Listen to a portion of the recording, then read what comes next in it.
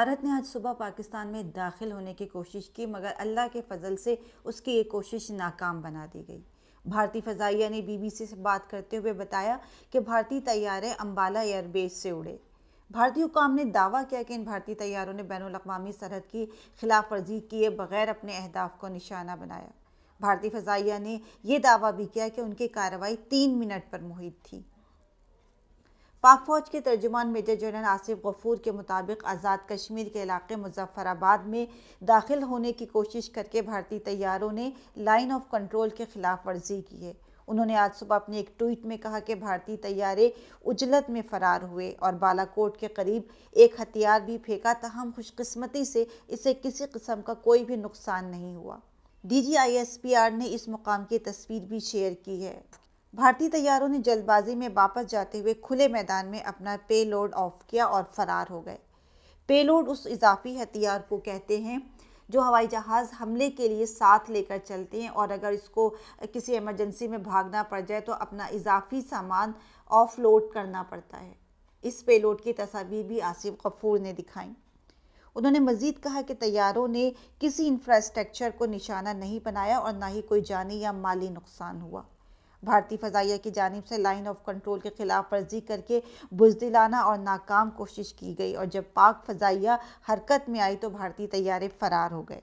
پاکستانی صحافی اور تجزیہ کار حامد میر نے کہا کہ مجھے بھارت سے 3-4 فون آ چکے ہیں اور بھارتی صحافی یہ پوچھ رہے ہیں کہ یہ کون سا بالا کوٹ ہے، یہ خیبر پختونخوا والا بالا کوٹ ہے یا کشمیر والا بالا کوٹ ہے، ہم نے کہاں بمباری کی ہے، جس پر میں نے بتایا کہ آپ نے کہیں بمباری نہیں کی، اور اگر آپ کو یہ بتایا گیا ہے تو یہ غلط ہے۔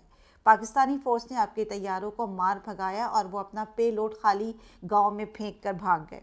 1971 کی جنگ کے بعد یہ پہلا موقع ہے کہ بھارتی طیارے پاکستان کی حدود میں داخل ہوئے۔ آزاد جموں کشمیر کے وزیر اعظم فاروق حیدر نے بھی بھارتی جنگی طیاروں کی LOC کراس کرنے پر شدید مذمت کرتے ہوئے کہا کہ ہم تیار ہیں۔ جس طرح پاک فضائیہ نے بھارتی طیاروں کو مار بھگایا وہ قابل داد ہے۔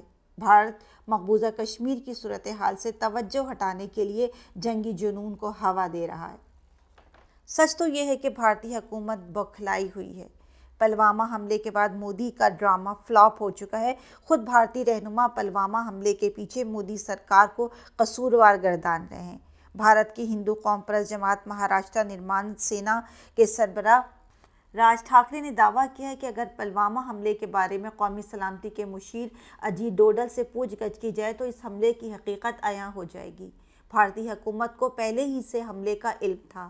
راج ٹھاکرے نے کہا کہ ہر حکومت الیکشن کے دنوں میں ایسی صورتحال پیدا کرتی ہے، مگر مودی کی حکومت میں کچھ زیادہ ہی ہوتا ہے۔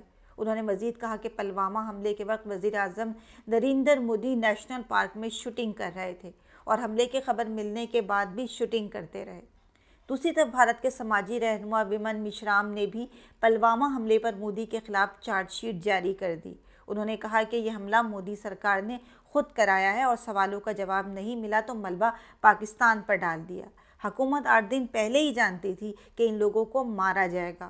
مودی حکومت کے پاس انٹیلیجنس کی رپورٹ تھی، کابینہ کو سب کچھ معلوم ہو چکا تھا، مگر مودی نے بچانے کے بجائے مروا دیا اور اب نام پاکستان کا لے رہے ہیں۔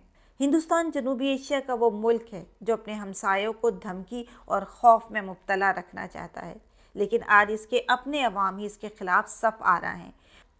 بھارت میں تقریباً 24 علیحدگی پسند تحریکیں چل رہی ہیں، جبکہ مقبوضہ کشمیر وہ علاقہ ہے جہاں 7 لاکھ فوج نہتے کشمیریوں کی پرامن جدوجہد کو دبانے میں مصروف ہے۔ کشمیر میں تشدد کی نئی لہر بھارت کی اپنی پیدا کی ہوئی ہے۔ مودی پلوامہ واقعے پر جنگی ماحول بنا کر انتخاب جیتنے کے لیے جو کوشش کر رہے ہیں وہ پاکستان کے جوابی حملے کے بعد مکمل ناکام ہوتی نظر آ رہی ہیں۔ بھارتی فوج کے مورال گرنے کی حالت یہ ہے کہ فورس میں خودکشی کا رجحان بڑھ رہا ہے۔ خود بھارتی آرمی چیف یہ اقرار کر چکے ہیں کہ ان کی فوج 2.5 محاذوں پر یعنی پاکستان، چین اور اندرونی علیحدگی پسند تحریکیں ان سب کے ساتھ ایک ساتھ جنگ نہیں کر سکتی۔ بھارتی جارحیت خود انڈیا کے اپنے گلے پڑ چکی ہے۔ بھارت اسٹاک ایکسچینج کا انڈیکس دھڑام سے نیچے گر پڑا۔ ٹریڈ مارکیٹ تقریباً 500 پوائنٹس کم ہو گئی اور بھارتی روپیہ بھی ڈھیر ہو گیا۔ بھارتی روپیہ تقریباً 35 پیسے گر گیا، جس سے غیر ملکی سرمایہ کار بھارت سے پیسہ نکالنے لگے اور اسٹاک مارکیٹ میں مندی پیدا ہو گئی ہے۔ بھارت کو اپنی روایتی ہٹ دھرمی چھوڑ کر دہشت گردی سمیت تمام امور پر بات چیت کا راستہ اپنانا ہوگا، نہیں تو پاکستانی قوم اپنی فوج کے ساتھ ہر قسم کی محاذ آرائی کے لیے تیار ہے۔